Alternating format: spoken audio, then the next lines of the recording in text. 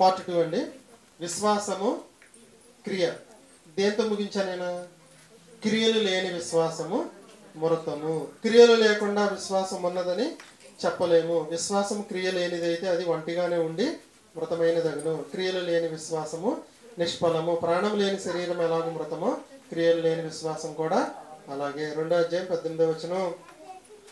క్రియలు లేకుండా నీ విశ్వాసం నాకు చూపించమని ఒకడు అడిగితే, నాకు విశ్వాసం ఉన్నదన్నాడు ఒకడు. రెండవడు నాకు క్రియలు ఉన్నాయి అన్నాడు. సరే నీ విశ్వాసాన్ని చూపించి క్రియలు లేకుండా అన్నాడు, చూపించలేకపోయాడు. కానీ వీడికున్న విశ్వాసాన్ని క్రియల ద్వారా చూపించడం అనేది జరిగింది. చిన్న ఉపమానం నుంచి చెప్తే మీకు బాగా అర్థమైందని చెప్తున్నాను. విశ్వాసము క్రియ. మీకు పడవ నడిపేవాడు మధ్యలో కూర్చుని ఇటొక తెడ్డు ఉంటుంది, తెలుసు కదండి. ఇలా నడుపుతాడు, తెలుసు కదా. ఇది విశ్వాసం, ఇది క్రియ. ఇది విశ్వాసం, ఇది క్రియ. రెండు ఉంటేనే పడవ ముందుకు వెళ్తుంది. ఇంకోటి చెప్తాను మీకు. ఎడ్ల బండి, 2 బళ్ళు, 2 ఎడ్లు.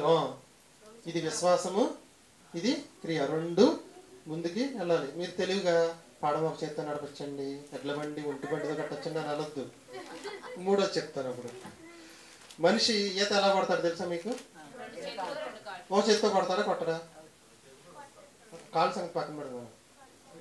2 చేతులు వాడతాడా వాడ్డా? ఒక చెయ్య వాడతాడా? ఖచ్చితంగా 2 చేతులు వాడతాడు. 2 చేతులు వాడకపోతే మునిగిపోతాడు. ఇప్పుడు చెప్పండి, విశ్వాసము క్రియ. ఇది విశ్వాసం అయితే ఇది క్రియ, ఇది విశ్వాసం అయితే ఇది క్రియ. విశ్వాసము క్రియ 2 ఉండాలి. లేకుండా క్రియలు లేకుండా విశ్వాసం ఉందని చెప్పడం అసాధ్యము. ఆవగింజంత విశ్వాసం ఉంటే సరిపోదు, ఆవగింజ లాంటి విశ్వాసం ఉండాలి. మన విశ్వాసం బ్రతుకుంది అంటే అర్థం ఏంటంటే క్రియలు చూపించాలి. ఒక పక్షి ఉంటుంది, మీకు అందరికీ తెలుసు. ప్రమాదం జరిగింది అనుకుందాం. ఎవడో కాల్స్తే రెక్క దగ్గర గాయమయ్యి రెక్క లెగవలేకపోతుంది, కింద పడిపోయింది. అప్పటి వరకు ఆకాశంలో ఎగిరిన పక్షి ఎగరగలదు ఒక రెక్కతో? రెక్క ఉందిగా. ఎంత ప్రయత్నం అన్నా చేయండి, 2వ రెక్క లేకపోతే పక్షి ఎగరలేదు. మరి ప్రమాదం వద్దు, మీ దగ్గర ఏదో పక్షి పొంగ ఏదో పెంచుకున్నారు అనుకుందాం. ఒక రెక్కని జాగ్రత్తగా టేపేసి చుట్టేసేయండి. పౌరం అనుకోండి, పోనీ వదలండి, ఎగిరిద్దాం. చూడండి ఎందుకు ఎగరలేదు? ఇంకో రెక్క ఉంది కదండి. విశ్వాసము క్రియ కూడా అంతే. పార్ట్ 2 ఏంటంటే విశ్వాసం. సింపుల్గా అయిపోతుంది. విశ్వాసం మీకు అర్థం అవడానికి నేను విడదీశాను అంతే. ఇదంతా ఒక పాఠమే. విశ్వాసము క్రియ. క్రియలు లేకుండా విశ్వాసం మృతం.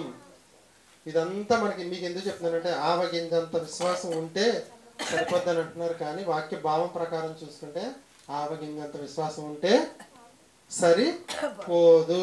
ఆవగింజ లాంటి విశ్వాసం మనకు ఉండాలి. ఆవగింజ మొలిసి దినదినము పెరిగితే దానిపై పక్షులు నివాసం చేసినట్లుగా నీ విశ్వాసం కూడా దినదినము క్రియల ద్వారా పెరుగుతూ నిన్ను చూసి నీ మాటలు ఆకర్షించి కొంతమంది నీ దగ్గరకు వచ్చి కూర్చుని నీ మాటలు వినే పరిస్థితి వస్తుంది చూసారా? అప్పుడు మనం ఆవగింజ లాంటి విశ్వాసాన్ని మనం ఉన్నట్టు. అర్థమైందండి మీకు? అక్కడికి వచ్చి ఏమొచ్చి ఉన్నాయంటే ఆవ చెట్టు మీదకి వచ్చి పక్షులు నివాసం చేసినాయి.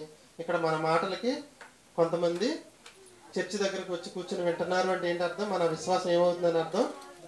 పెరుగుతూ ఉందనేది. ఆవగింజంతా కొంచెంగా ప్రారంభమయ్యి దినదినము పెరగాలి.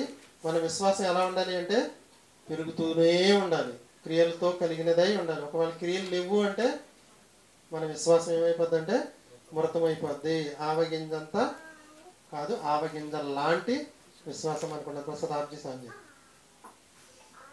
మన విశ్వాసం గురించి మరికొన్ని మాటలు.